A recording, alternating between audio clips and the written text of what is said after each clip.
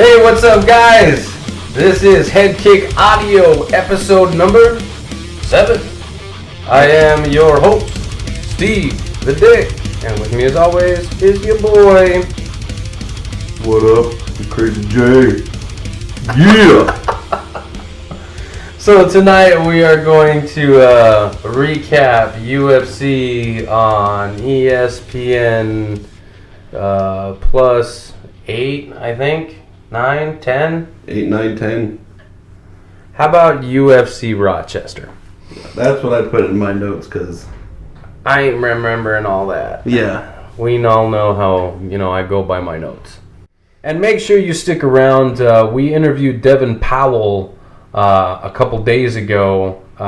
He's coming off some injuries. Not really sure when exactly he's going to come back, but we caught up with him. It was a lot of fun. So that'll be at the end of the episode, so make sure you stick around with that for that. This is a pretty good card. In the main event, you had Kevin Lee moving up to the welterweight division to take on Rafael dos Anjos. Surprisingly, even coming off a 2-fight losing streak, he was number 3 in the division before this fight. And Lee was unranked, so we'll see where that puts him. He probably sticks right there at number 3. But Rafael dos Anjos submits Kevin Lee in the 4th round with an arm triangle choke. That was a thing of beauty. It was. The actual entire fight wasn't too bad. You had Kevin Lee, who didn't really have the gas tank a welterweight, with his welterweight frame. I think, fighting somebody who can push the pace like Rafael probably was not the smartest decision on Lee's part, but, he probably thinks, that's less weight to cut. I'm going to feel great. Well, the only problem is it's 15 more pounds that you don't have to cut, but that's also like a bunch of extra weight that you carry on your body that you're not used to carrying into a fight. Right? Like, that makes sense. I mean, yeah, that makes total sense. But, I mean, dude, he looked really good in the first and second round. He looked awesome in the first and second round. I don't think anybody really expected him to come out as strong as he did. He was very with them crisp hands. Especially the rights to the body. Oh man. The only thing that I really didn't like was that he kept trying to go for takedowns when the stand-up game was working. Yeah. He clearly would he have like a 7-inch reach advantage? Yeah. That's more. But I'm going to take it to the ground. Penises, right? So I'm just saying that, like, if you're gonna fight a guy who's a lot shorter than you and doesn't have the reach that you got, maybe just floating that jab out there, those teep kicks where they were kind of working, keeping that distance, but he chose to wrestle, and I think that sapped like all of his everything. Yeah, it did, and that helped Dos Anjos weather the storm a little bit. And man, when he picked his spot, boy, did he pick the right spot to fucking explode in. Yeah, it was a great finish, but kind of the result that everybody expected. I know that Kevin Lee probably left a lot of questions up in the air with the move to welterweight, but I think this is probably what everybody expected. So I know Lee came in at the end as the slight favorite, so not really sure what happened there, but my money was always on the former lightweight champion, Rafael dos Anjos. So, but we'll talk about more of that later. Let's go ahead and flip the script. Let's go back to the preliminary card where all of the bonuses were given.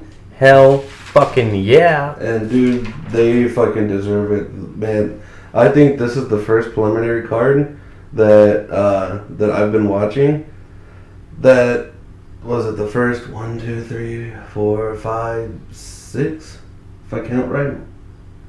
No, I can't count right. The first 5 fucking fights were finishes. There was not like a knockout, one fight, and then like 4 decisions, and then a surprising submission. Everybody fucking finished the first 5 fights, and that was fucking amazing. Well, let me just put it to you this way: we're on Arizona time because fuck time zones, right? We do our own thing here in Tucson, Arizona, which is where we're actually recording today. We're not in 2 different cities. We're actually in the same building. It's crazy. I love it when this happens. But we finished this card at like, what, 8, 9 o'clock? Dude, the sun didn't even go down yet. Yeah, so, I mean, this card finished early for us, and we could not have been more thrilled. I think it probably wrapped up around 8 o'clock for us. Yeah. So, but yeah, the pace of this card was incredible. So whatever the fuck ESPN is doing, keep that shit up, because we are loving it. So, yeah, I mean, we get to, go through all these fights, and like I said, the majority of them are finishes. So, and the fights that didn't finish were still great fights. Mm-hmm. I don't think there was one fight on this card that left me thinking, well, that fight could have been better. I can't think of a fight off of the top of my head. Yeah, same here. All of them were just fucking phenomenal. I think, there was a lot of storylines that didn't play out the way that everybody had thought they would. Mm-hmm. I know for a fact that I called the co-main event wrong. I'm sorry, Ian Heinisch. That's my bad. But opening up your preliminary card for UFC Rochester. You have Steve. You have Steve. The ultimate fucking Steve. Julio Arce knocks out Julian Erosa via head kick. And it was a thing of beauty. It was in the 3rd round, and he didn't need it. Mm-mm. He didn't need the finish. Didn't need the finish, and still found it. Juicy J, as they like to call Julian Erosa, that boy had a chin up until he didn't.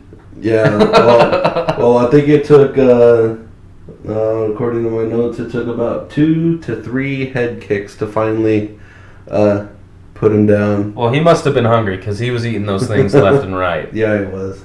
He was getting hit with some really, really, really nice shots from Julio Arce, and ultimately succumbs to the head kick in round number 3. And I mean, shit. I don't know what's in the water over at the UFC events, but they're starting their card strong and they're ending their card strong. So. Mm.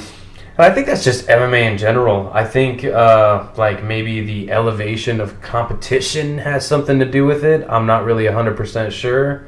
But let me just put it to you this way. I'm not bummed out about any of it. Okay? I'm really not.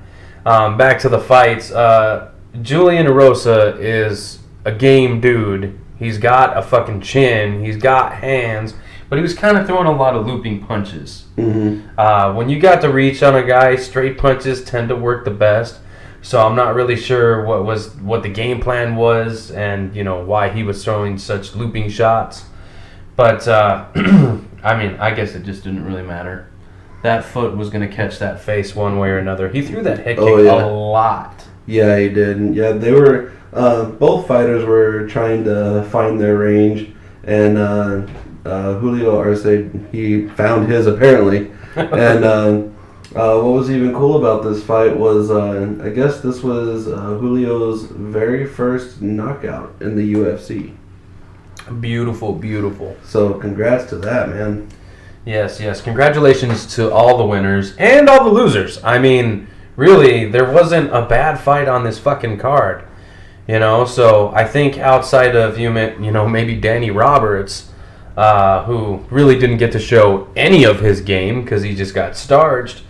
But, yeah, I mean, like our very next fight, Zach Cummings defeating Trevin, is that Giles or Giles? Giles? Mm-hmm. Okay.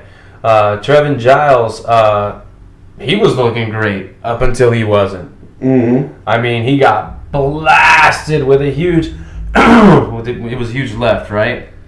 Yeah, it was a left. They both pretty much came in with the same thing in mind. They were gonna just throw a punch, and Cummings he took it on the chin, and as he took it on the chin, he brought his overhand left, boom, connected, and then it was all she wrote. I think from he there. probably took it more of on the forehead. I'm trying to picture it in my brain. No, when they were both throwing their punch, well, I don't think they were both throwing a punch. I think Cummings was actually countering.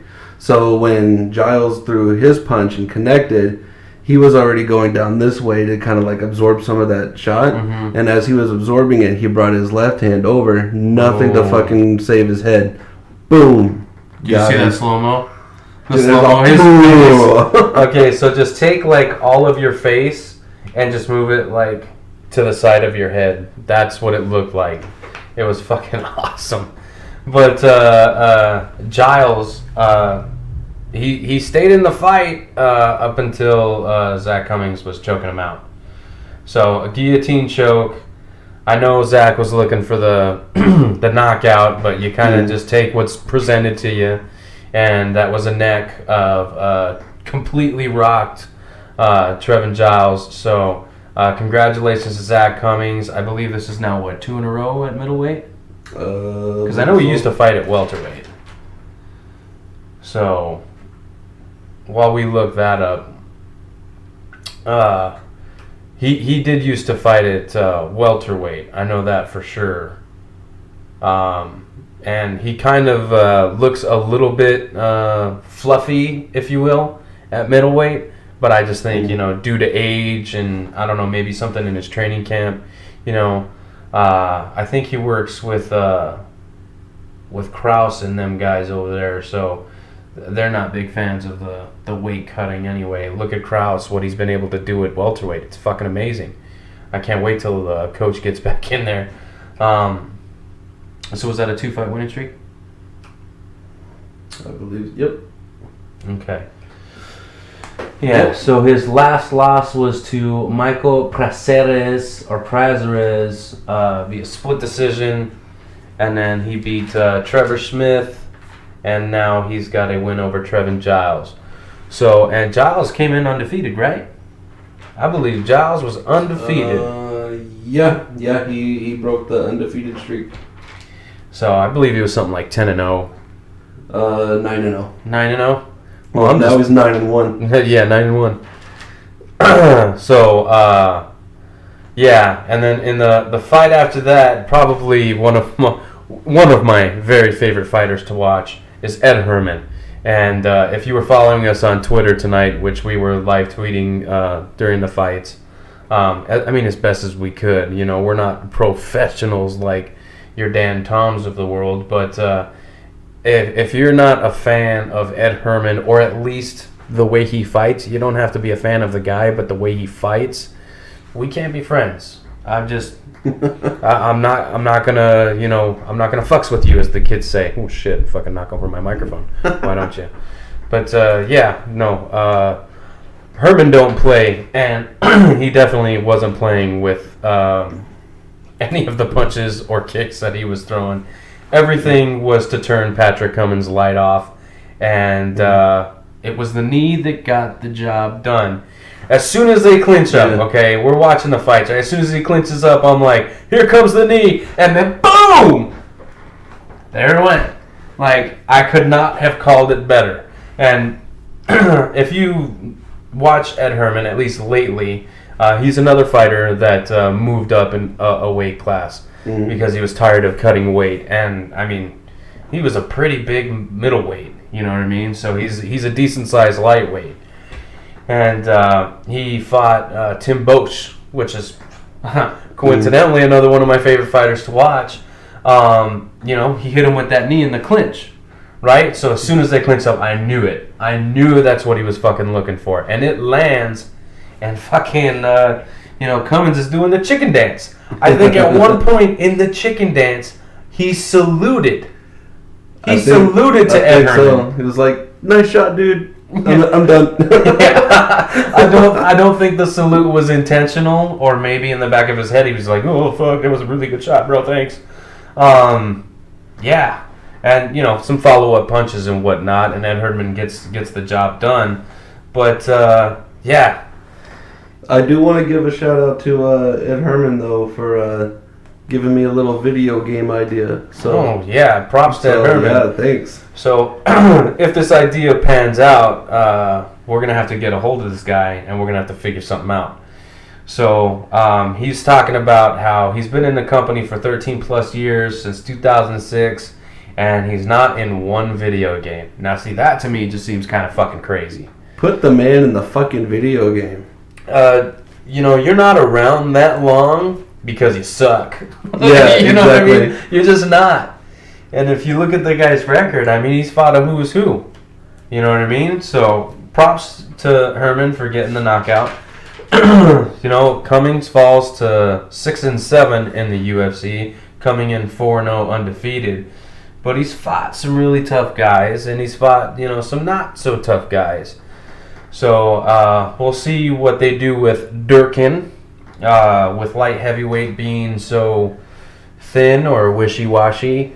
Maybe they keep him around, or he is 38. He did get started later on in his mixed martial arts career. I think he started at 30, which means it's not too late for me. Well, at least with get back into it anyway. Yeah. But yeah, I don't know. Maybe they send him packing. Maybe he goes to like a Bellator if he wants to continue fighting. Mm-hmm. I mean, he looked in phenomenal shape, and it's not like he's a terrible fighter. I mean, he was sticking Ed Herman with some pretty good shots too. Yeah, it was going back and forth for a minute. I honestly thought, okay, so I'm Ed Herman all the way, unless he's fighting John Jones, right? So, which that probably won't happen. Let's just be honest. But the way that Herman was throwing his strikes, he was like 100% power. He was trying to knock Cummins' mustache into the bleachers. Yep. Okay, he was trying to kill the man. And I was just like, okay, well, he's getting kind of, he's overextending, he's throwing a lot of heat, so maybe Cummins will get in and take him down. And I don't think he'd sub Herman, but maybe, TKO him on the ground and whatnot. And then, he kept getting hit with shots. But he also kept landing, and then as soon as they clinched up, I just knew that was it. So, again, Ed Herman, congratulations. I hope they get you in that fucking video game, because you deserve it. And, we may have to, how do they say? It's not repaying, but it's like... what is that called? I know what you're trying to say, but I'm too stupid to think of the shit right now. I don't fucking know what I'm trying to say, but there may be some royalties coming your way. That's all I'm saying.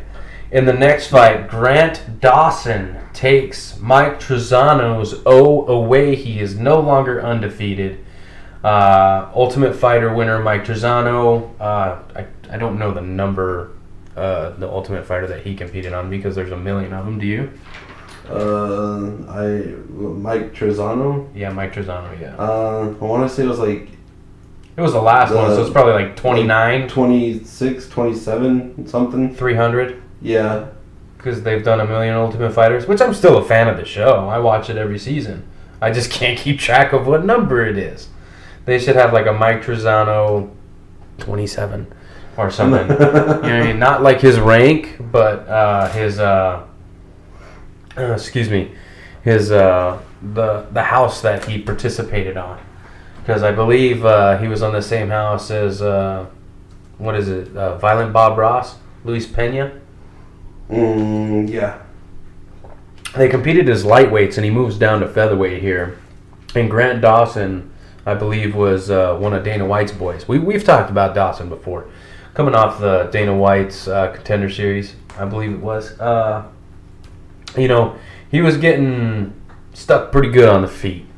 That jab of Trezano's was snapping his head back. His bed back. Whoa. I don't know if anybody wants to be snapping someone's bed back. Well, we won't even get into that. Yeah, Trezano was sticking Dawson with his jab. Maybe I should come up with a better term than sticking if we're talking about, moving people's beds and whatnot. I have no idea. But, so Dawson says, fuck this. I've had enough. My eye is already a mess. And eventually gets the fight to his wheelhouse, which is the ground. And this guy's usually heavy with the ground and pound. And he used that to his advantage and gets Trezano to turn into a rear naked choke in round 2. So congratulations to Grant Dawson. I like the progress of this guy's career. Okay, he comes in now 2-0 in the UFC, and I think he's only like 23 years old. This is the kid that the teacher gave him an award or a certificate, most likely to be in the UFC. Yeah, that's this guy. He's 25. Mm-hmm. Yeah, that's young. That's Very me 5 years ago. Only this guy has fucking 14 MMA fights, like professionally, and 2 of them are in the UFC. 3 if you count Dana White's Contender Series, which I mean, really, you could. He brings those guys in to see if they're ready for the big show, so it might as well be your UFC debut. I don't have a problem with him calling himself 3-0 in the UFC, and I don't have a problem with people in the Ultimate Fighter saying that they're, if they win the Ultimate Fighter and, go 3-0 in the UFC, if they want to say they're 6-0, I don't really have that much of a problem with it. But if you want to get technical, he's 2-0 in the UFC and undefeated in Dana White's Contender Series. But we're not being technical here. So congratulations on the submission. I believe he also got Performance of the Night. Oh, I was going to go over performance bonuses after, because we don't have to wait till the entire card. We could do it because not all the preliminary fighters. Oh, shit. Let me fucking walk that back for a second. All of the bonuses for tonight's fights were given to preliminary fighters. Fighters on the preliminary card. So, well, I'll let that one slip. I guess we'll stay tuned for the next ones. Anyways, we're going to have a difficult time pronouncing this guy's name, but I think it's Mikel Pereira. Mikel Pereira? Yeah, that's probably as close as we'll get. Okay, well, so check this out. This guy walks, and when he's doing his walk to the octagon, he's crying. He's crying. I mean, he's slapping hands, but you can tell, like, the moment of this guy's making his UFC debut. He's on ESPN. I mean, this guy is really, like, just soaking it all in, and it kind of, it struck, him right in the feels. And, there's tears coming out his face. And one can't help but almost be right there with him. I mean, I didn't even know the guy's fucking name. Sorry, I'm not Mikel Pereira encyclopedia here. I don't really know about the guy. I didn't really do my homework on this this fight. Okay, I know who Danny Roberts is, and I know the talent that he possesses. So I'm over here thinking, he's coming off a bullshit fucking loss, right? In his last fight. So I know Danny Roberts, but I don't know this Mikel Pereira. But he's walking out and he's, slapping hands, and he has to stop because he's got to wipe the tears out of his face. And I'm just like, man, like, this guy really is feeling it. He's living in the moment. And then when this boy gets in the cage and they say fight, fuck, you wouldn't even know it was the same dude. Yeah, he did a complete fucking 180 when he was like, fight! I think he threw, it wasn't a cartwheel kick, it was like a front handspring kick. Like he did what we call a handspring. It's like a flip up with your hands, right? So you jump forward, and then you're on your hands, and then your legs go over the top, and then you land on your feet. Well, this guy tried kicking a guy like that, and he's doing shit off the fucking cage, and just wow. And I'm like, okay, this is all fancy, but if he keeps this shit up, right, and doesn't land any of this stuff, he's exerting a lot of energy. You know, and for a guy who came into the cage, you know, crying, you know, letting the moment, you know, feeling the moment or whatever, but kind of letting it get to him, I mean, you're going to have a huge adrenaline dump if you're not careful. You didn't fucking need to be careful. He stuck Roberts with a fucking jump knee, and then boom, sent him crashing with what, was it a left hand? It was two big right hands. Two big right hands. So the opposite of left. Yeah. Didn't need any follow-up punches after Roberts hit the canvas. He knew it was done and he didn't deem it necessary to add any punishment to that. So good on you. My hope is because he is so exciting that this dude maybe learns a little bit of English to connect with the American audience. Because I do think, and I'm not the only motherfucker on the planet that thinks this, but fighters that don't speak English, they do connect better with the American audience if they speak even just a little bit of English. Look at Khabib. Khabib Nurmagomedov came into the UFC not speaking a fucking lick. And now, yeah, he can actually talk shit and not sound like a fucking idiot. So, and hold a conversation with reporters and, you know, be active on Twitter and not sound like a fool. So, and I think that it does wonders for their careers. And again, I'm not the only one that thinks this, so that's my hope. My hope is this guy just says, okay, I'm in the UFC. I had a spectacular fucking debut. So I'm going to go somewhere, but if I can connect with the American audience, maybe I get, you know, to that the main event slots or the co-main event slots or the title eliminator. Maybe I get there faster because no one's really going to give you a push if they don't know what the fuck. Oh shit! If they don't know what the fuck you're saying. Nah, that's just the way that I feel about it. Do I care if he speaks English? No.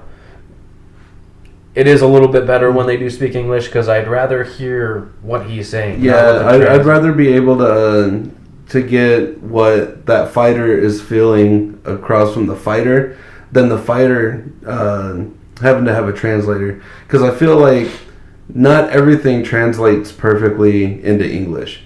Well, not only that, but there's also got to be a whole bunch of shit that's probably missed. Exactly, because, you know, everything's done like that. Like, and this dude just says, like, all right, he says, I love you, New York, and thanks for letting me fight. But he probably was like, thanks, New York, thanks for having me here. You know, I really like being here. I enjoy the time, enjoy the people. But all the guy said was like, oh, thanks. Yeah, and props to the interpreters that work for the UFC because I do feel that they do a pretty fucking good job. So again, let's see what this guy does next. Okay, whether he learns English or not, let's just see what happens next. But I have a feeling that things would go better and faster for him if he did learn a little bit of English. Yeah. Either way, very bright future. Yes. Desmond Green, quick turnaround, was begging to be on this card. Excuse me, what the fuck was that? We covered Desmond not too long ago. Well, we didn't cover him, but he was at a fight that we, talked about against a guy you guys might know, Ross Pearson, who actually, check this out. Okay, Ross Pearson made his boxing debut in Australia, I think, and knocked the dude out. Really? Yeah, so just because the guy doesn't do so good in the UFC at his age and, his experience, doesn't mean he ain't got hands or power. So, congratulations to Ross Pearson. Hopefully you have a good career in boxing. So, I love to watch you fight either way, so you just keep doing your thing. But Desmond Green, in his last fight before this one, he actually TKO'd Ross Pearson. It was a quick fight. I mean, he took him down and held him against the cage and just kept throwing punches until the ref said, Pearson's had enough. Was that like a whole 30-second minute fight? I think it was probably like under 2 minutes. Yeah. I can't, again, I don't have my notes in front of me, and I don't know why that would be on my notes, but it was a shorter fight. I do know that. So, he was fighting a guy who was making his debut, and it was on relative. It was at 2 minutes and 52 seconds. So I am a fucking liar all day today. What the fuck? A little under 3 minutes. Hey, it's still. It was a fast fight. Yeah, that's still a fast fight. It was a fast fight. But Desmond Green was fighting UFC newcomer Charles Air Jourdain. Mm-hmm. Did I say that right? Yes, sir. Jourdain. Well, goddamn. Air is a natural featherweight. He looked, like he didn't belong in there with a lightweight, especially a lightweight as big as Desmond Green, because Desmond's pretty fucking big for the division. But the fight actually didn't play out the way that I thought it would. Now, that's not to say that this fight was boring by any means. I thought it was very entertaining. I thought these guys were actually, even though Jourdain is a natural featherweight, I thought these guys matched up pretty well. And it was a pretty competitive fight throughout the entirety of the fight. Now, I do think that Desmond Green's experience, size, and power was just a little bit too much for Charles, so I'd love to see what he can do at featherweight. He was throwing a lot of fun stuff on the feet. I thought he was jumping around too much. I thought for sure that one of those times when he was jumping around that he was just going to come down and Desmond was just going to time it just right and just boom, knock his fucking lights out. What do you think about the body work? Desmond Green was throwing a lot of fucking punches to the body. Oh yeah, Charles might have even been a little bit hurt, but all that adrenaline, can't really tell because they're not because he had one of the body shots that he took, you could see that his right arm was kind of covering the body a little bit, and he was just throwing lefts, and anything that he was doing was all left-handed. And no matter what Desmond threw at him, he was always just covering up the body. So I think maybe he just got stunned a little bit and was just kind of waiting it out. Because then, like maybe 10 seconds, maybe 15 seconds later, that's when he started throwing rights and lefts and little combos here and there and looked like he was doing all right. I'm telling you, ladies and gentlemen, pretty soon Jonathan Davis is just going to be a fucking expert. Because he is catching all of the little things. I'm so proud of you. I am so fucking proud of you. That is excellent. Okay, Desmond Green gets the win in his hometown, Rochester, New York, after begging the UFC to get on the card. They get it done. He gets it done. Unanimous decision. They had it 30-27, 30-27, and 129-28. What was your scorecard, Jonathan? Did you have it 1-1 going into the third, or did you have Jourdain taking the third? Yeah, I had it 1-1 going into the third round. I think that second round, Charles, I guess he was just like, you know what? Fuck this. That's not how I wanted the first round to go. And it just came out swinging, banging, trying to make shit happen. And he did enough for me that I think he won that second round. Okay, I thought, in my opinion, it was a 29-28. I can't remember which round it was that I had Charles. The fuck? Charles! I don't know which round I have, but when I heard the 30-27s, I was just like, But they were in Rochester. So, and that's Desmond Green's stomping ground. So, either way, the right guy won. So, I'm not, completely upset if you said, hey, Desmond Green won every round. Then, okay, as long as the right guy gets his hand raised, I don't really give a fuck about the scorecard. That's right. Right? These judges were doing their jobs tonight. I think so. Aspen Ladd defeats Shajara Sarge Eubanks for the second time. These two have fought before, and holy shit, do I want a trilogy. Dude, you've got to have one now. That was a fucking badass fight. These ladies left everything in the cage, man. I think on my scorecard, I had it a fucking draw because I want to see this fight again. Because it was just so evenly matched. Neither one of them backed down. They both were just banging, scrapping. They were both great grapplers. Sarge kept throwing some knees to the body. Aspen, she got a couple of takedowns. One of them, she got into a side position and then ground and pounded all the way. She tried to get Eubanks into some submissions, but dude, she was fucking getting out of them. Well, Eubanks is a legit black belt, okay? So I was actually surprised that Ladd was willing and initiating, the takedowns. So, but on the feet, on the ground, these girls, these ladies, these women were throwing down, and it was epic. They were standing and trading until the very fucking end. Mm-hmm. This fight was back and forth. There's lots of drama, so if you like drama fights that, fucking seesaw, all the way it goes to one side and then all the way it goes to the, goddamn. All the way it goes to the microphone. All the way it goes to the, yeah. If you like those types of fights, then this fight is for you. This is one of those fights where if you're not sure about women's MMA, I think this is a fight that can get you thinking, hey, maybe women's MMA isn't that bad. Now look, I don't give a fuck if it's men fighting. I don't give a fuck if it's women fighting. Because I just like watching fights. Okay? If all the fights were like this, voila.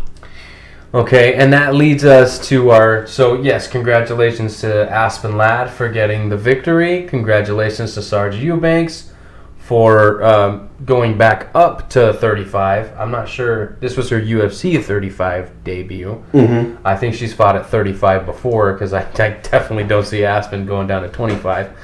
But, Sarge actually, missed out on a title opportunity and, kept missing weight, and eventually UFC brass says, you're going to have to go to 35. I'm sorry, girl.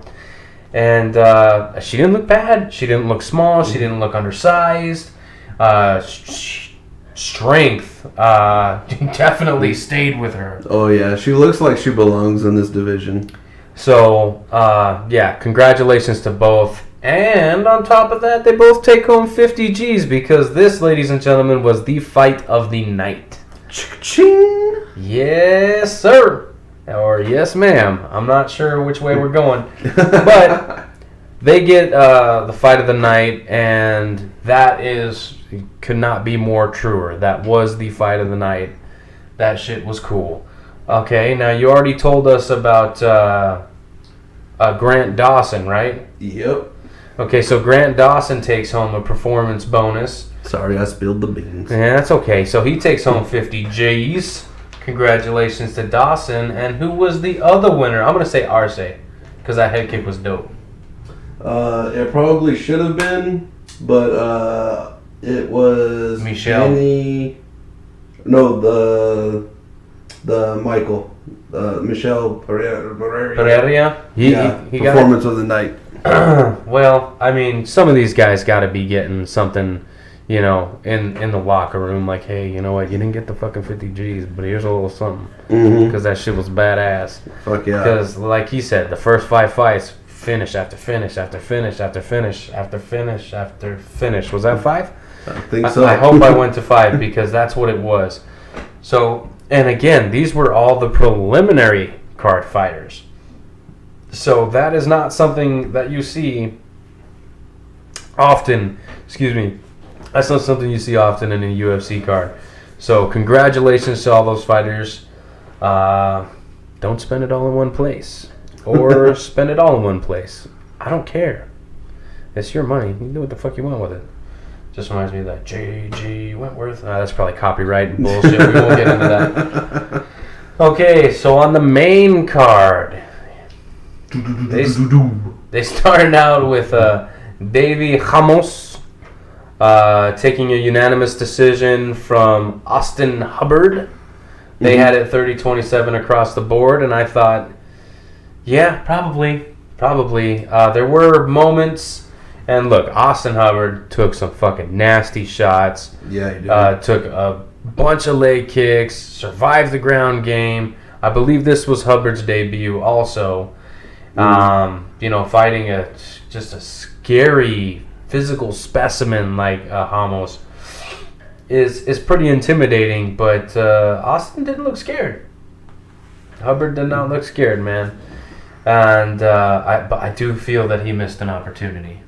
He missed an opportunity to finish that fight.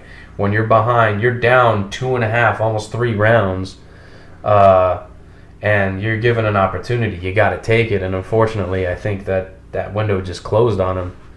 Yeah, was he the one that he actually caught? I don't know, was it Ramos, whatever? I think it's Ramos. He's Brazilian, and they pronounce their R's like H's. Well, this was the fight where he kind of clocked him a little bit and rocked him, right? Yeah, yep. And instead of letting him get up and fucking try to hit him again because he was already kind of stunned, he went to fucking ground. Like, yep, and this is not uncommon, unfortunately. And these guys stop being common. Well, that's the thing. I think it's at a certain point, especially, this late in a fight, they were, at the end of round 3. Mm-hmm. But, I think maybe sometimes these guys just kind of go on autopilot and they're not really cognizant of how much time is left in their fight or in their round or whatever. So, it's just one of those things that, I don't know if it can be trained, because I don't know that you want to train to, you're at the end of a 3-round fight, there's 15 seconds left in your fight and you got to find the finish. It's not that Austin Hubbard looked bad per se. It's just that he didn't win, and he could have. Yeah, you know what? I know the WWE, some of the moves are kind of fake, some of the moves are kind of real. Elbow drops are always real. Fucking just jump up, just elbow drop that shit, man. Come on. That's my thing. I love it. You heard it here first, ladies and gentlemen. Elbow drops are always real. Oh my goodness, I have gone my entire life without knowing that. How is this possible? See, we are breaking shit on this show. The more you know. That's right, Bubba. All right, up next we had the trilogy we didn't even know we wanted. Right? That is the way to announce this fight. Charles Oliveira takes his 3rd call from Nick Lentz via TKO. He got the knockout this time.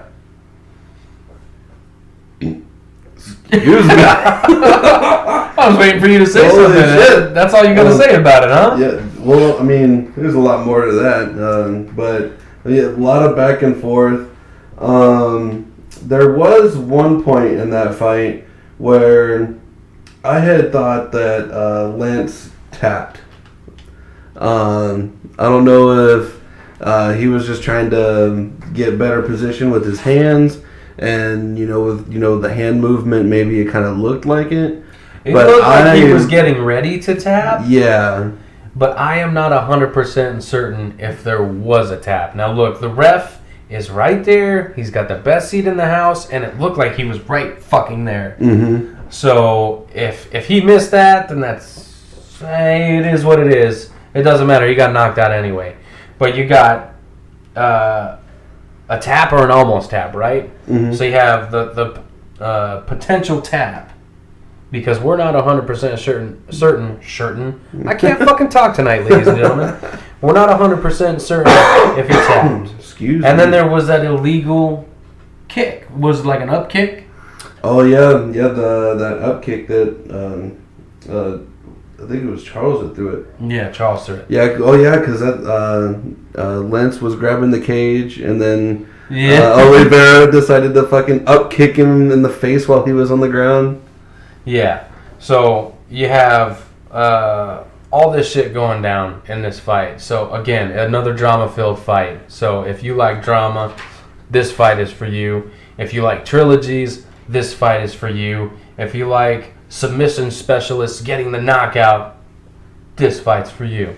If you like carnivals, sorry, you're gonna have to get on the next one.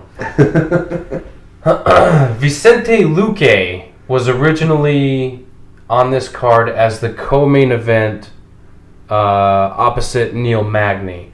Neil Magny gets pulled from the card. He was notified of a potential USADA violation. Some supplement issue is what that's probably what we're all going to chop it up to. Yeah, that's normally what it's always a PED, performance enhancing drug. Yeah, so basically Neil is saying, hey, I didn't do anything wrong.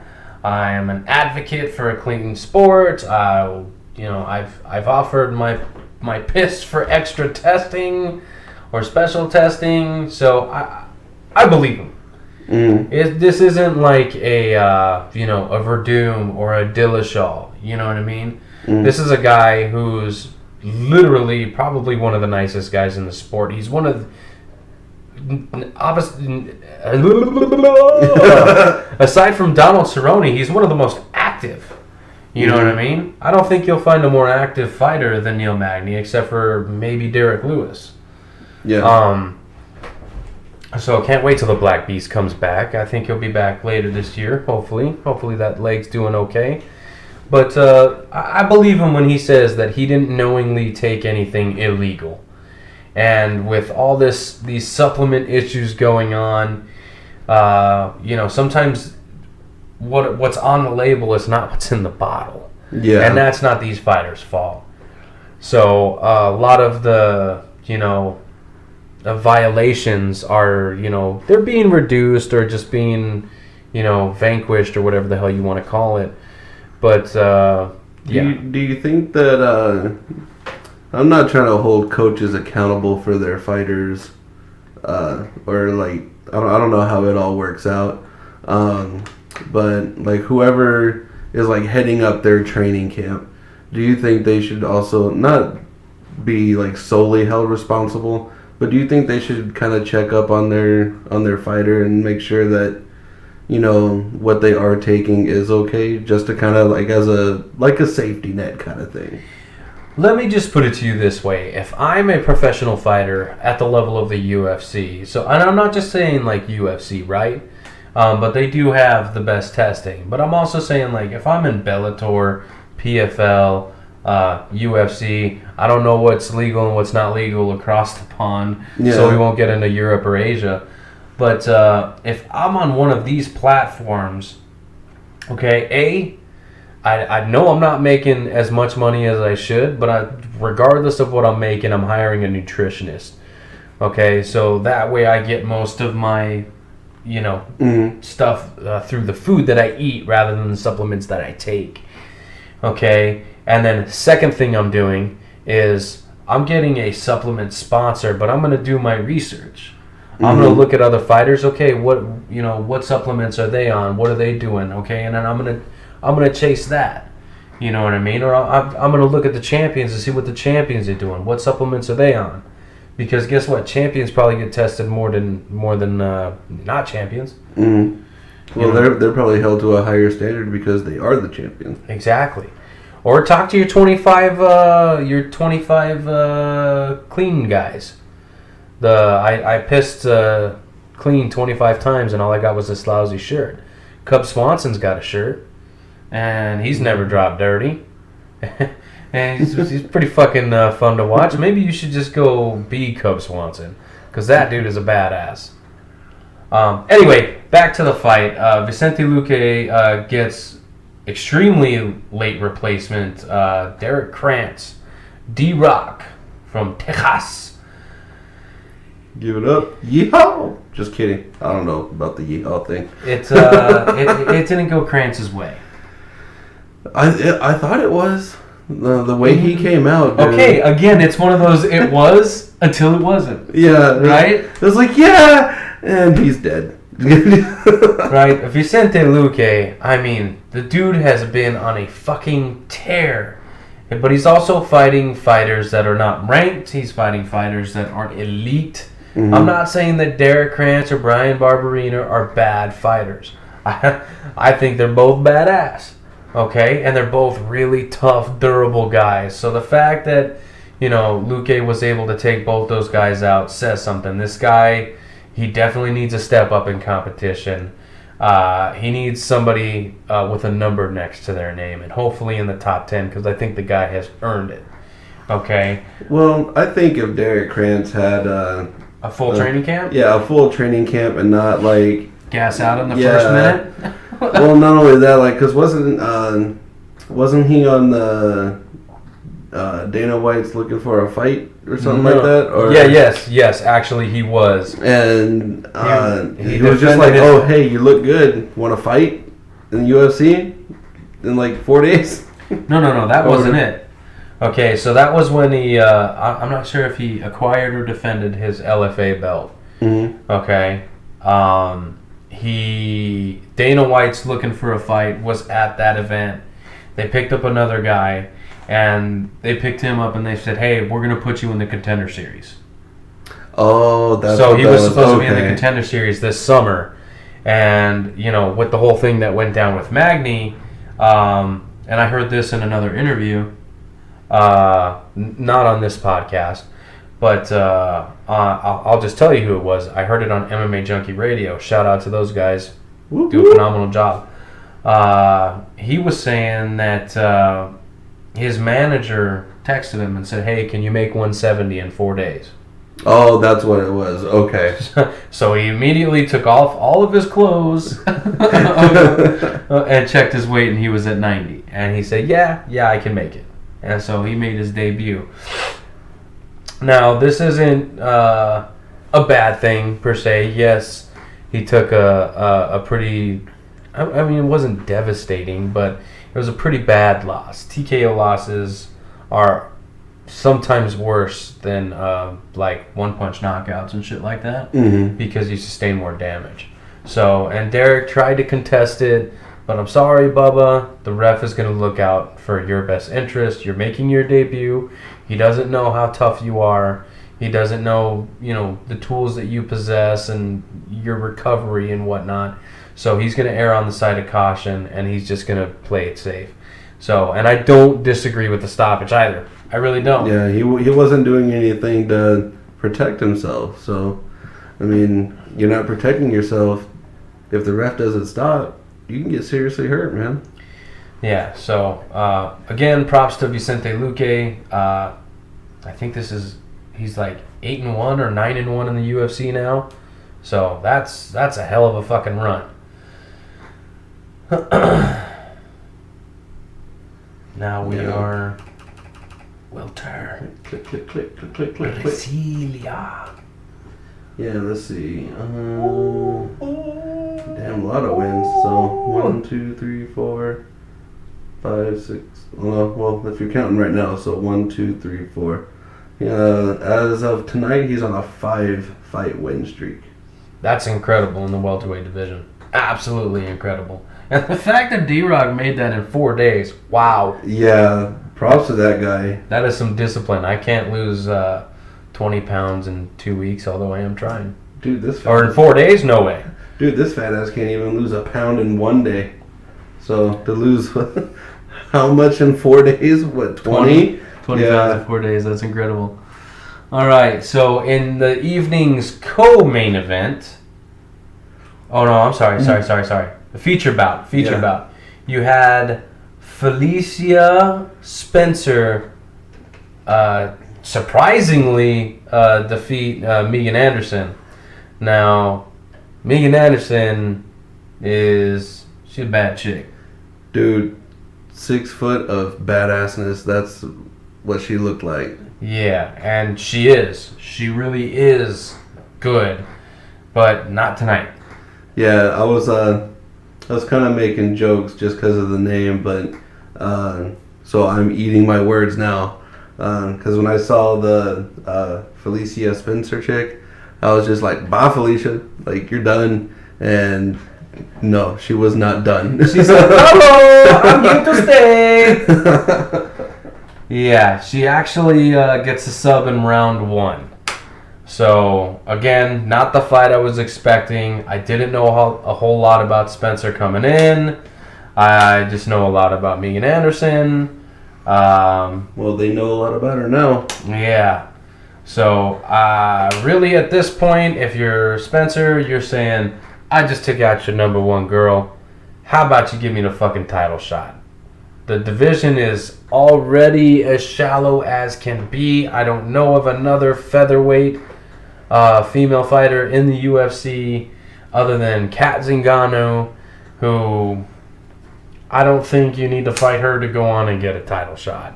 Mm-hmm. I think you beat the number 1 girl in your debut. Fuck it. A la Anderson Silva, go get your title shot. Now, if it's still Amanda Nunes, just be careful what you wish for, because she's the baddest chick on the planet. Hands fucking down. Mm-hmm. But I thought this Megan Anderson was the second baddest chick on the planet, and Felicia Spencer kind of fucking proved me wrong here. Now, styles make matchups, and so not always the better fighter wins. Mm-hmm. You know what I mean? If that makes any sense to you. So I'm not saying that Felicia Spencer is the better fighter, but she does remain undefeated. She choked out Megan Anderson. She's now 7-0. UFC debut. I mean, is it too early to ask for a title shot? If this were anybody else, any other division. It wasn't too early for Brock Lesnar. So, why not? Give her the shot, man. I mean... Okay, well, Brock Lesnar and Felicia Spencer... Okay, I mean... Well, I know that, like, 2 completely different ends of the spectrum, but... but like, hear me out. Okay, so... Similar... Okay, so they have similar situations. Brock Lesnar... As far as MMA is concerned. Just if you take Brock Lesnar's WWE career, superstardom out of the equation, yes, they had similar records in mixed martial arts. They came in and they won their first fight, and then the next fight was a title shot. Yeah. Okay. I think that's what I was trying to get across. It was like a similar MMA situation. Not that, Brock Lesnar was in fucking WWE. I think he left at it, or I think he could have just still stayed in WWE at the time, but that's a whole conversation for another time. But I think she's destined for some good things, and I think she does deserve that title shot. So that is now 3 Invicta featherweight title holders in a row. They got fucking Cyborg, they got Megan Anderson, and now they got Felicia Spencer. Mm-hmm. So Invicta, they're growing some good fucking crops over there. Damn right. And that's no disrespect to these ladies. They'd probably kick our ass in a heartbeat. So we're definitely not trying to throw shade at them. I'd let them. Yeah, me too. So fantasies aside, in our co-main event, we had Ian Heinisch. Again, sorry, brother. I thought this fight was going the other way. I thought it was going to be a sub like round 1, round 2. In favor of Antonio Carlos Jr., who came in number 12 in the world. Yes, he did. Number 12 in the world, and Ian Heinisch, again, I think he's been in this situation before, where the guy he's fighting has a number next to his name and he doesn't. He showed some heart.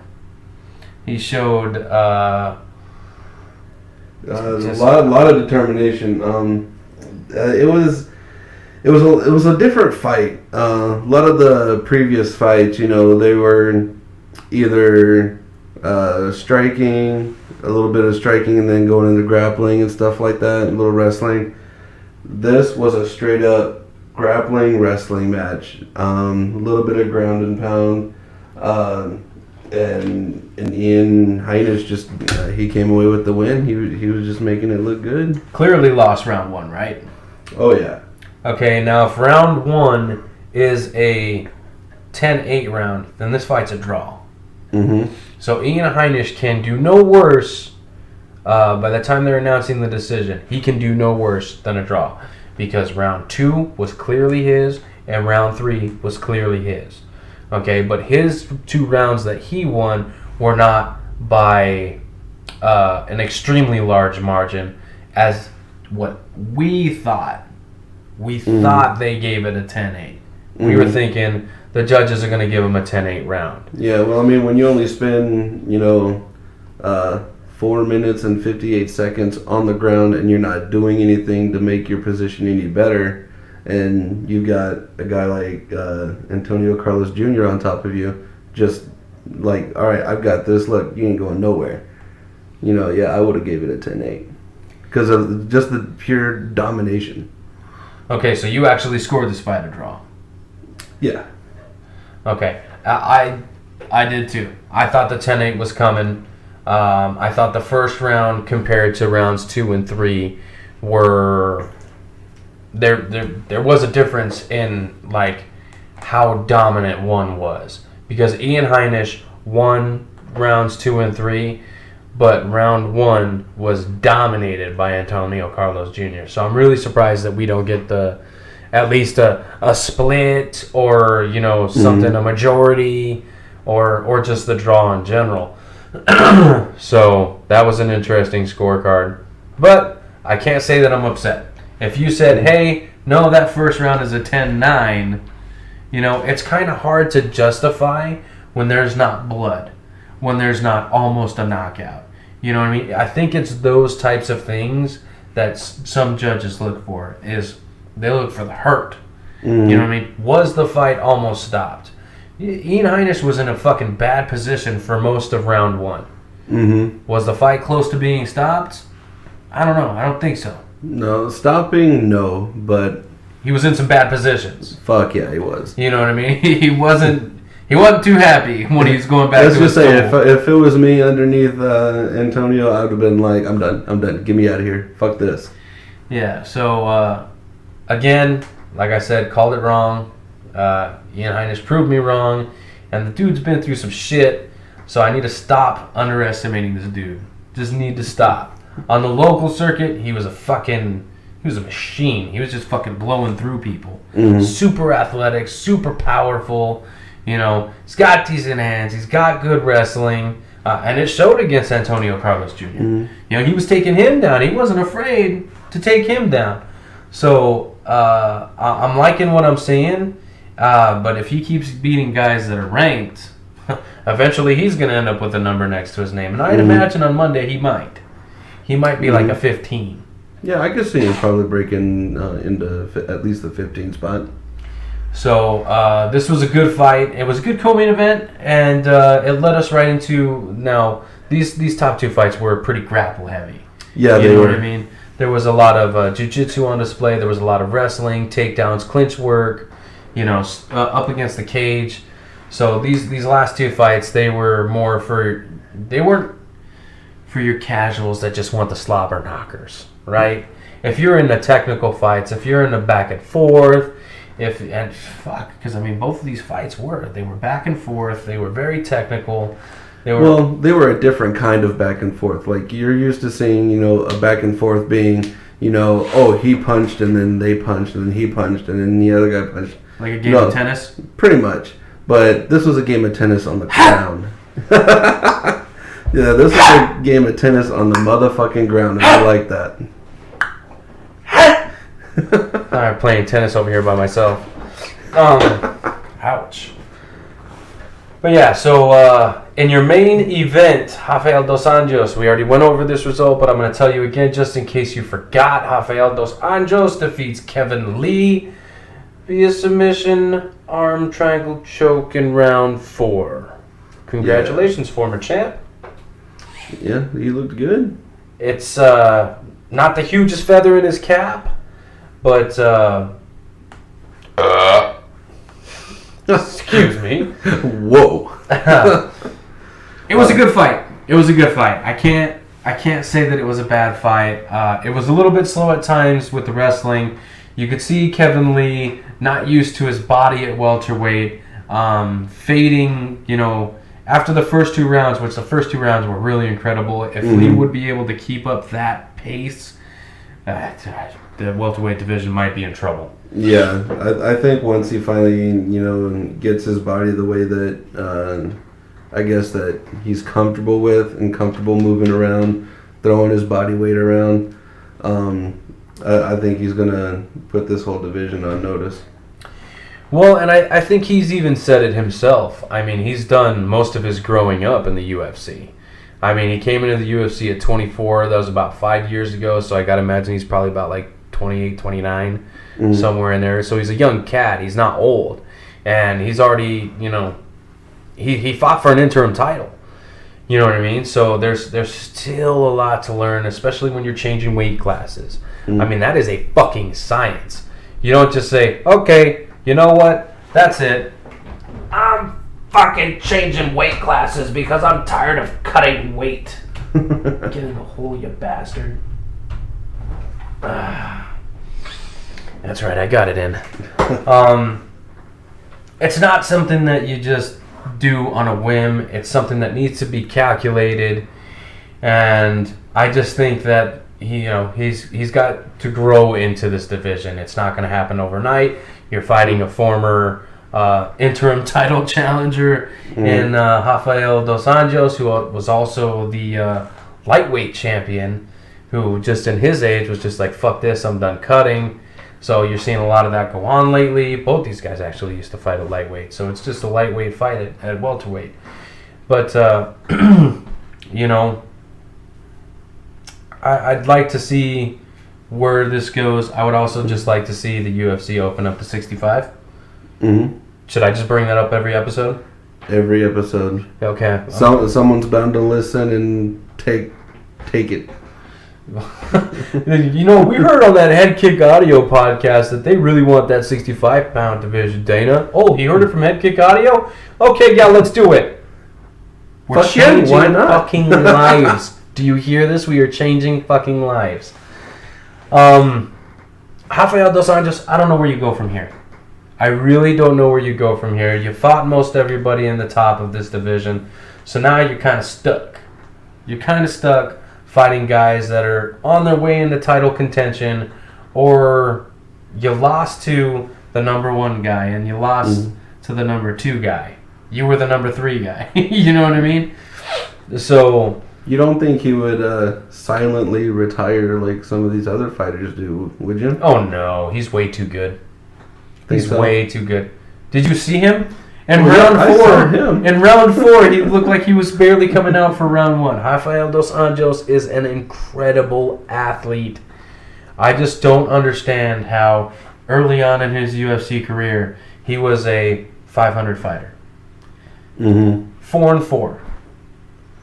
Well, literally a bottom of the middle of the pack lightweight.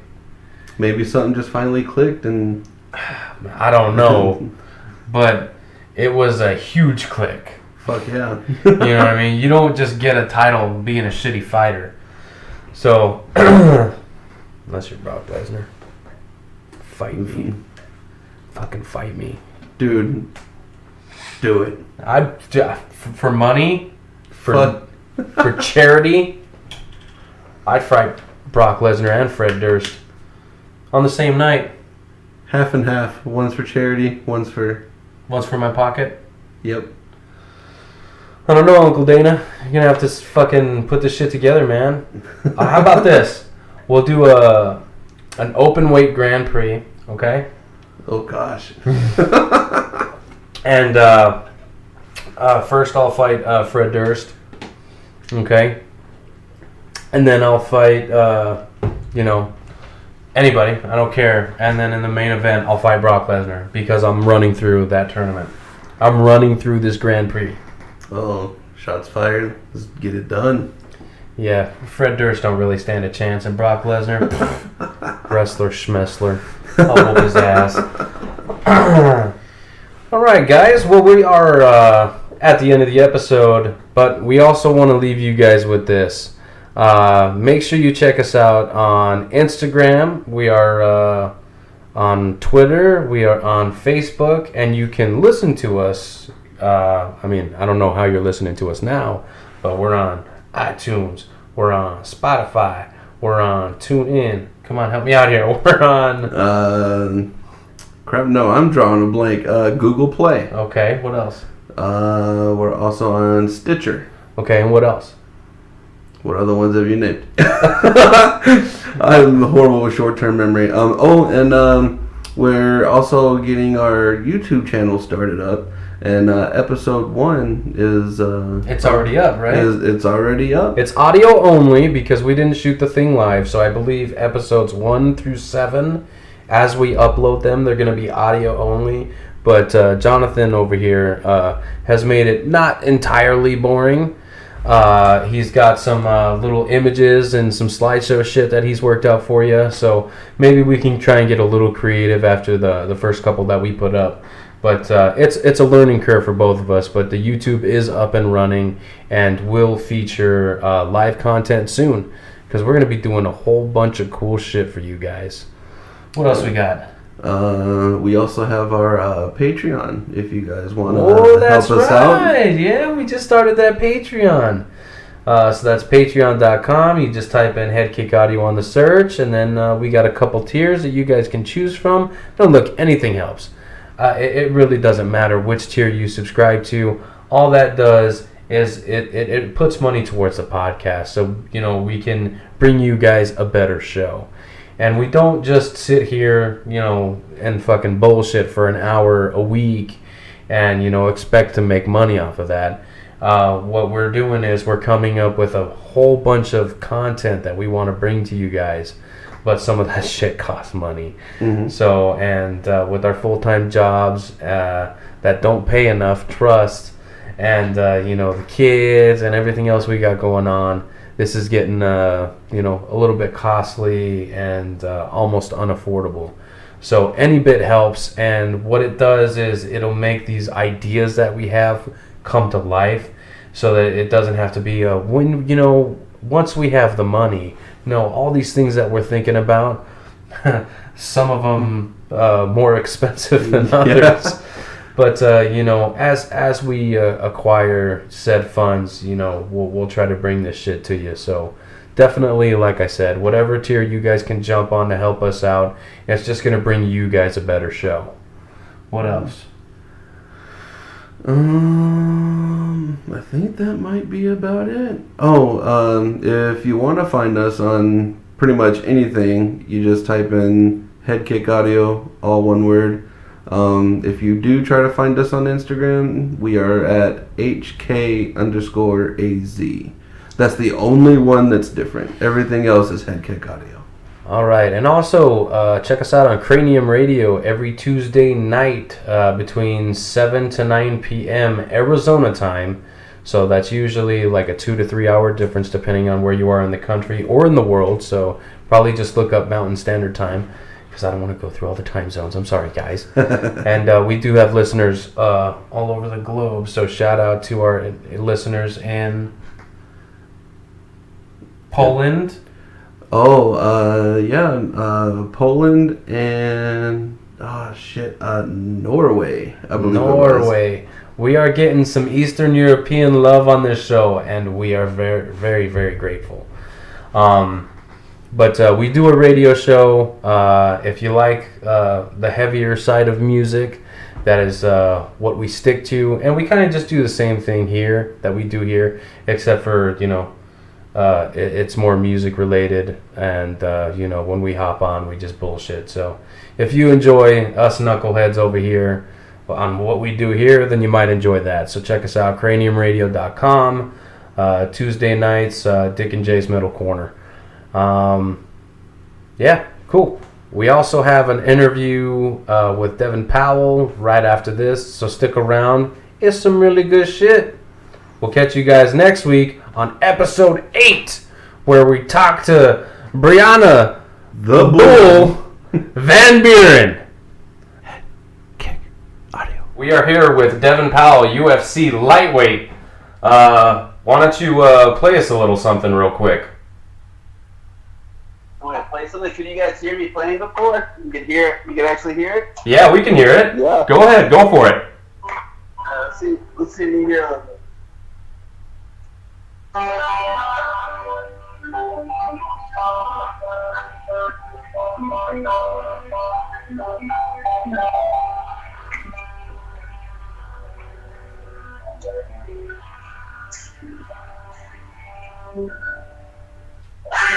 There you go.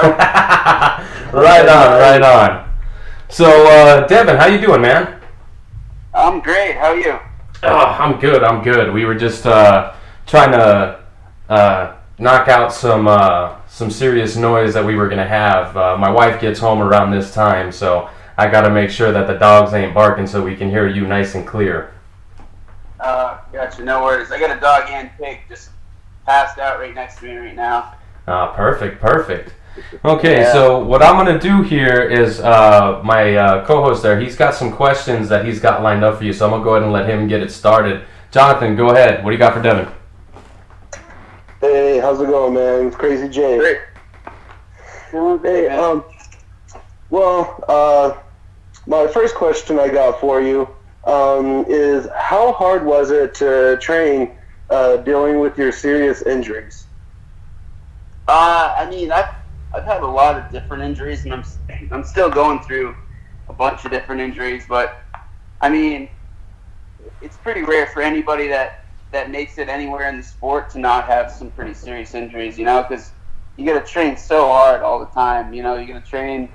Some people train 6 days a week. Some people train 7 days a week. As long as you're smart, you can kind of get away with that. But if you're always at the gym and you're always kind of killing yourself, you're always beat up. So it's very hard, you know, and it's hard not to drop out of fight. But it's even harder to consider dropping out whenever you make so little, whenever you're actually competing and you put in such a long camp to even be able to compete in general. So you know, it's part of the sport. It's the beast that's kind of always hunting us down, injuries, and being able to deal with them properly. Yeah, I gotcha. That actually works well in with my second question I got for you. Do you feel that working through these injuries that you have acquired over the years, do you think working through them have made you a better fighter?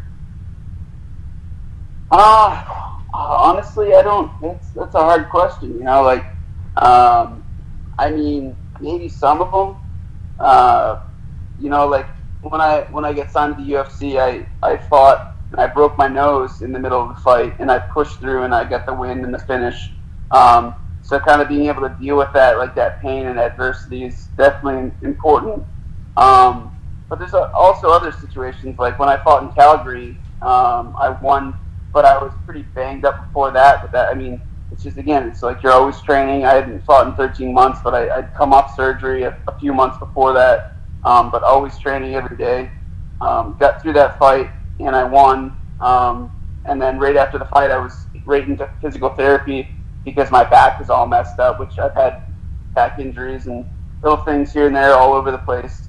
But I was in physical therapy, and then they basically announced that I was fighting on Twitter in Argentina, and I talked to the UFC, and I was just saying, hey, why is this why is this announced? Like, I wasn't even asked if I was fighting, and it's saying that I'm fighting, and you guys had me in physical therapy trying to recover my back so I can bend over and touch my toes and have like a normal, you know, training schedule and like be able to do the things I want to do to train. And then I just talked to my management, and it's like basically they offered to fight them. And we didn't have an offer yet, and they hadn't even accepted yet. But news sources got the info, and they announced it. So basically, we kind of got to take the fight, is what I was told. So I was like, all right, I'll take the fight. But I mean, I'm in PT, I'm not healthy, but we'll take it. So the whole fight camp, I was in physical therapy. A week before we flew to Argentina, I begged to get clearance from my physical therapist so that I'd even be allowed to fight. So. And I actually ended up losing that decision, and I felt really good though in the fight. The first round, I felt good. I thought I was, in my eyes, I mean, and that's not really what's important. I guess it's everybody else's eyes, but I definitely thought I won the first round, and then I suffered a hyphema in my eyeball, which blinded me in my right eye for the rest of the fight, which is just like a big pool of blood that completely like obstructs your vision, and then that's what happened in that fight in the second. And then it wasn't until I was about to leave the hospital that I started to see a little bit because the blood would drain out of your eye over time. But that being said, it wasn't really the back that was any issue throughout that fight.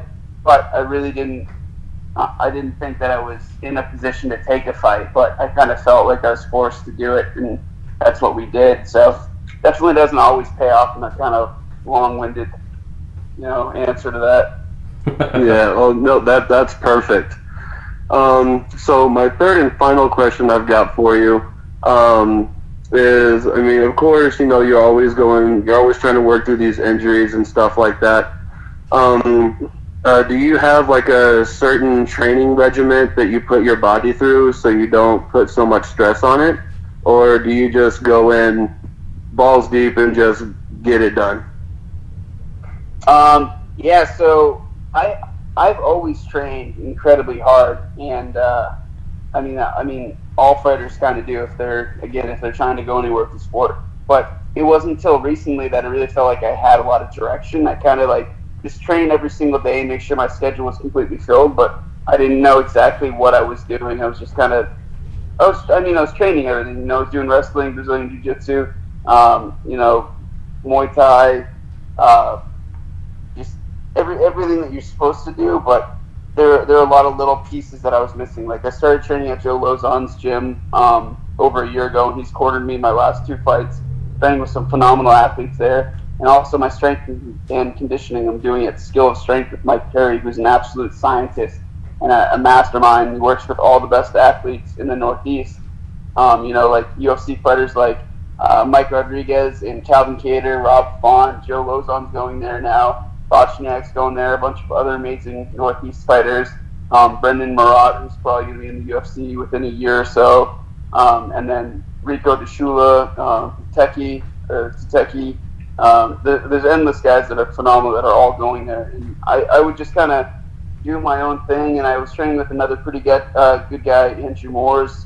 But I was training on my own when I do my strength and conditioning, and like going there and getting to train alongside those guys is just extra motivation.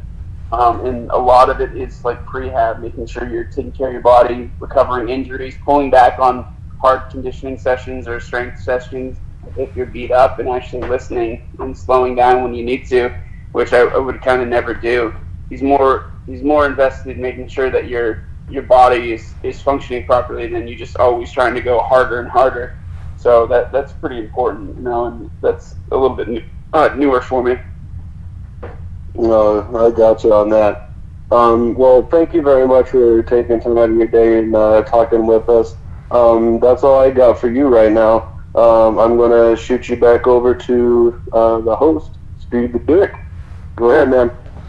All right, so I let him go first because I really liked his questions, kind of getting into the injuries and the rehab and the recover for fighters, because that's not something that a lot of fighters even want to talk about because, they got fights coming up or they don't want somebody to know about any specific injuries or whatnot. But I felt they were some pretty compelling questions, and I want to thank you for answering those.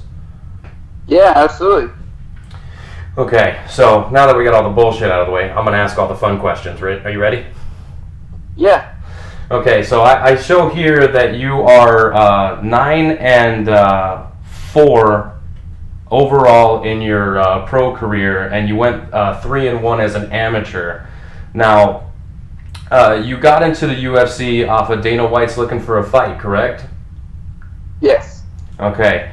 Now, I see that you're pretty well-rounded. You got equal amount of decisions, knockouts or TKOs, and submissions. Which fight in particular stands out the most? And you can say a lot. You can pick a loss if you want, but I think we'd prefer to hear about, when you fucking rip someone's arm off or, kick someone's head off. Yeah, I mean, man, which one stands out the most? I mean, thinking of the grand scheme of things, it's hard to like look.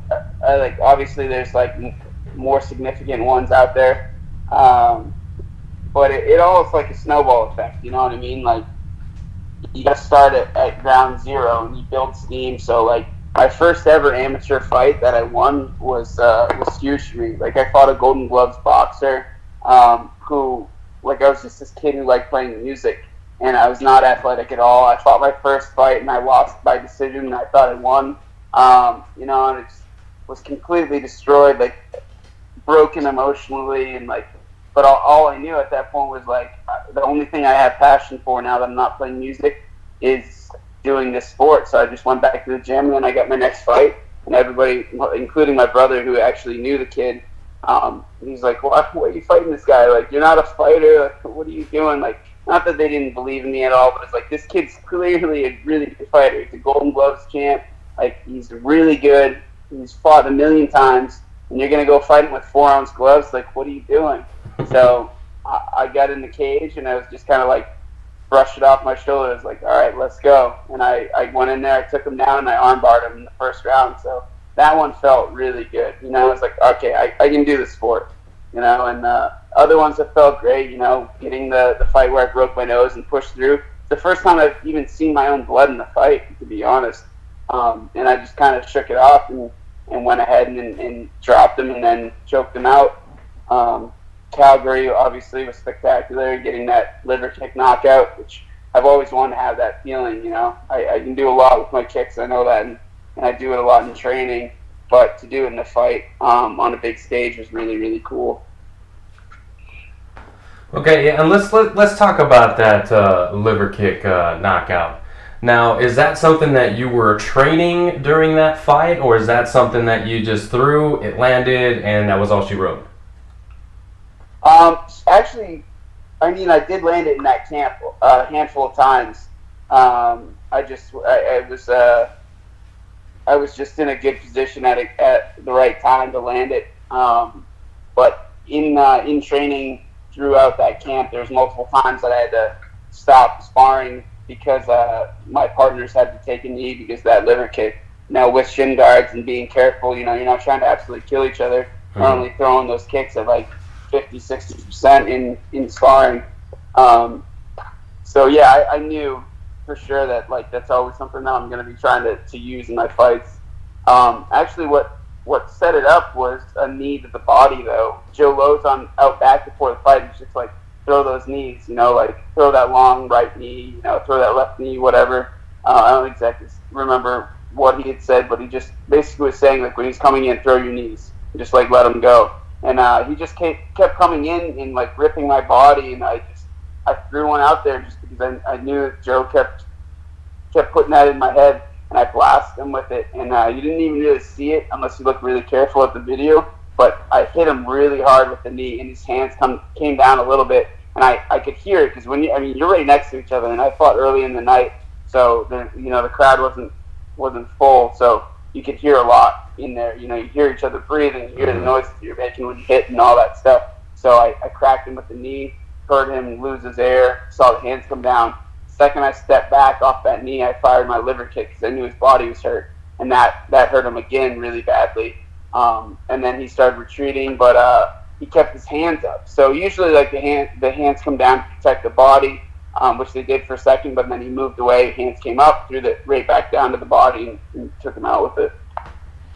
Wow, that's pretty cool. That's some pretty high level stuff there. Yeah. I really dig that. So also I show that you had a canceled bout with Jordan Rinaldi or however you pronounce it.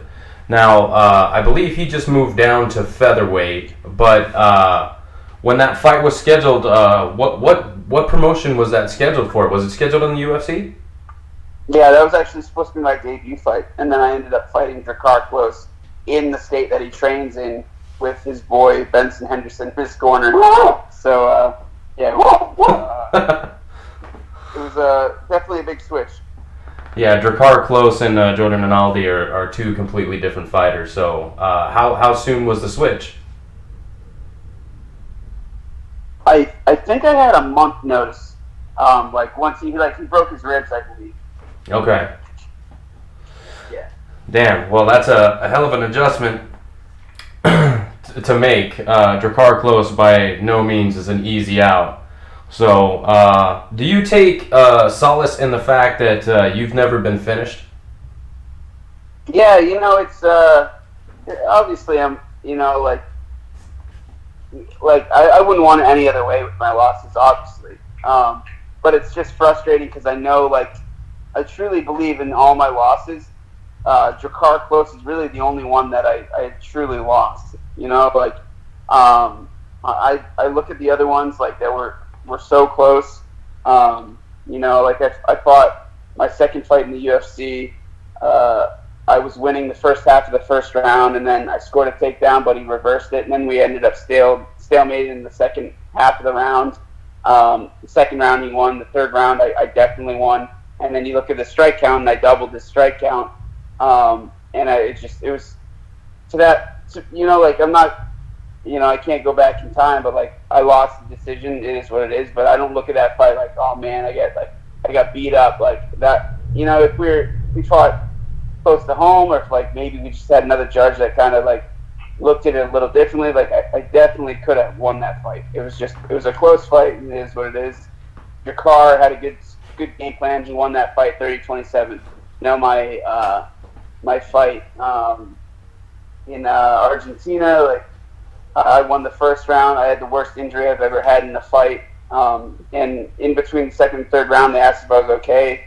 I just said yes because there's no way I was going to say no and have them stop the fight. But they didn't hold their fingers up or whatever and have me cover up an eye or anything. So they really didn't do their jobs, to be honest, I guess. But I went out fighting the fight, and I ended up losing the decision there. And but I'm still happy that I didn't go out and get finished or anything like that.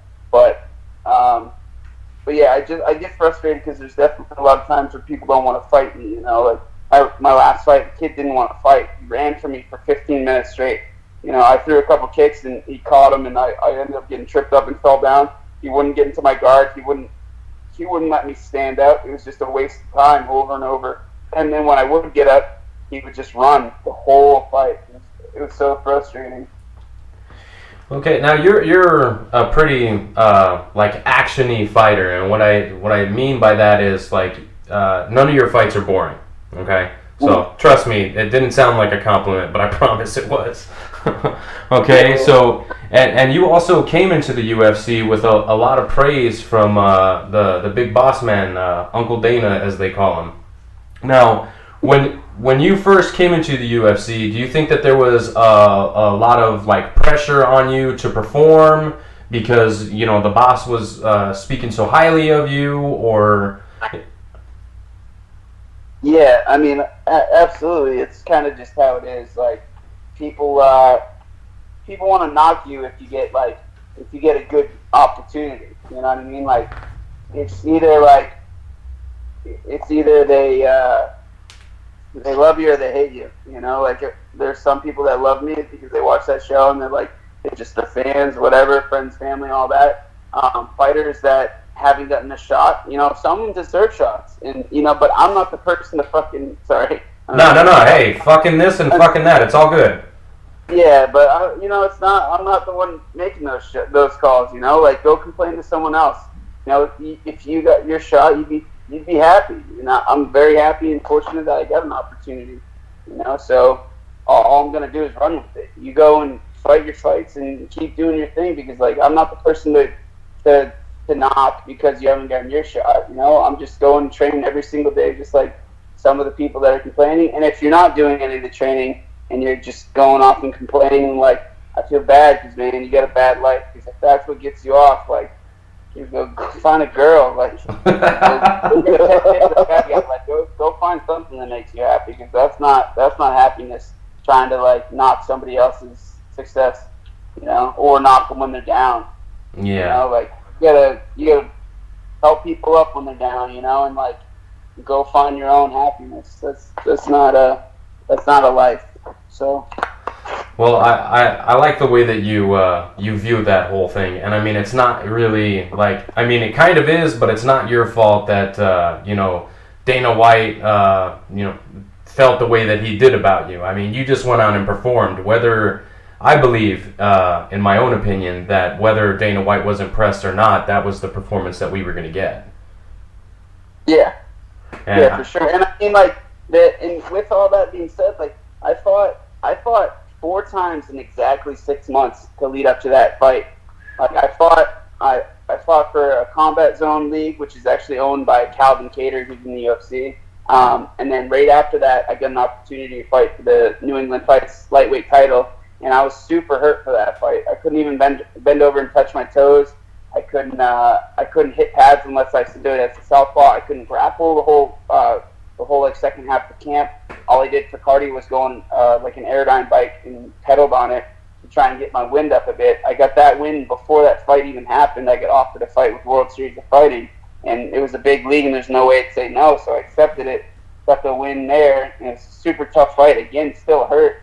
And then I told everybody I was taking a big break because I couldn't even function. I was like in such poor health. And then I'm almost a month into kind of trying to rest and recover. I got a call from the promoter for New England Fights who had won the title for, and they just said that Dana White was coming down for Dana White looking for a fight, and somebody got injured. And he asked if I wanted to fill the slot on 3 weeks' notice. So like I hopped in, not in good shape, 3-week camp, trying to just lick all my wounds and get healthy. Got in there, broke my nose, tore my MCL as well, and got the job done. And then went 8 hours up Maine the day after and did a canoe trip with a torn knee and a broken nose, and the rest is history. So like it's not like it's an easy path for me either. I got a good opportunity on short notice, but like it was hell for 6 months, and I wouldn't change a thing. But it's not like I was just like handed the contract for sitting and being a lazy ass. I worked, and I always worked.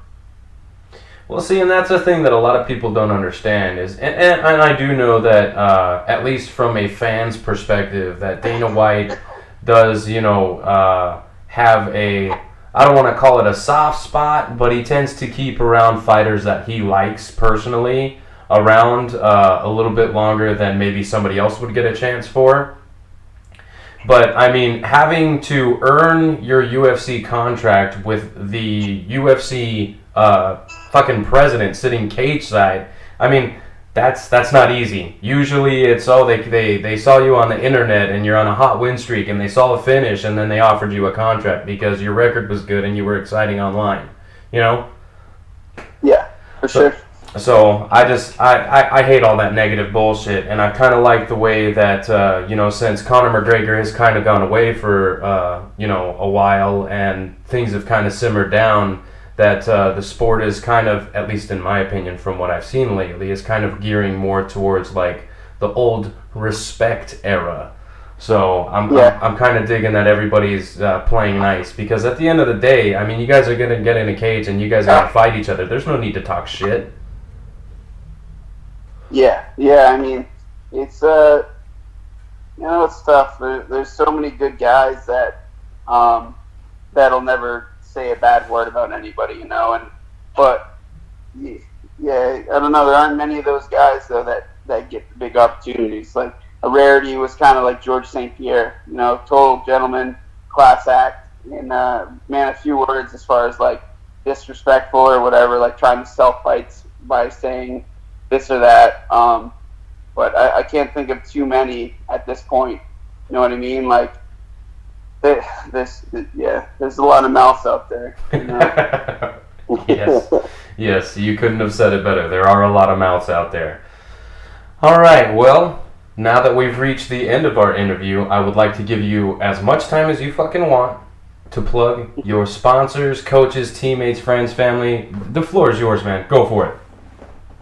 Yeah, I'm thankful for a lot of different things, obviously, like friends, family, teammates, coaches, everybody, but, like, they all know. I talk to everybody that I love all the time, but my academy, No Stress MMA, the gym I'm a black belt under, Port City BJJ, Joe Lozon's gym, Lozon Mixed Martial Arts, who take me under their wing. Skill of Strength. Those are all just... Hey, Devin, you're starting to cut out a little bit. Of course I would. Only on your sponsors, right? What's that? I said only on your sponsors, right? Exactly. But yeah, you know, like I've got a decent amount of sponsors, which are all phenomenal. Two of the big ones though that have actually helped me outside of fights, Drink Flow and Straight Jacket USA. They're incredible companies that really care about the athletes that they work with, and I'm thankful to have them. They're on my academy mats, and they've helped us acquire new mats and things like that after we suffered from some pretty terrible flooding at my gym. So those two are big, Straight Jacket and Drink Flow. So yeah. All right. Well, again, I want to thank you for giving us, 46 minutes of your life. I hope you had as much fun as we did, and hopefully your path to healing and getting 100% is speedy. Your recovery. I hope it goes fast, because I'd really like to see you get in the cage again. Like I said, you're a whole lot of fun to watch, and maybe when you get an opponent booked, hopefully, fingers crossed, in the fall, maybe we can have you on again. Yeah, absolutely. I hope all the same things, and I'm sure just keep an eye out, and when you see it, just hit me up. And obviously another one that I didn't mention, but Diamond MMA, because everybody knows my famous injury. So yeah, I made a mistake of not wearing it one day. Suffered big time, but they've been clutch in the recent handful of months or year now. So yeah. Okay, cool. Well, is there any last minute ones you want to sneak in there, or? No, I think that'll probably do it. All right, cool, man. Again, like I said, thanks for the time, and hopefully we catch up soon. Yeah, you got it. Thank you guys. All right, man. Have a great day.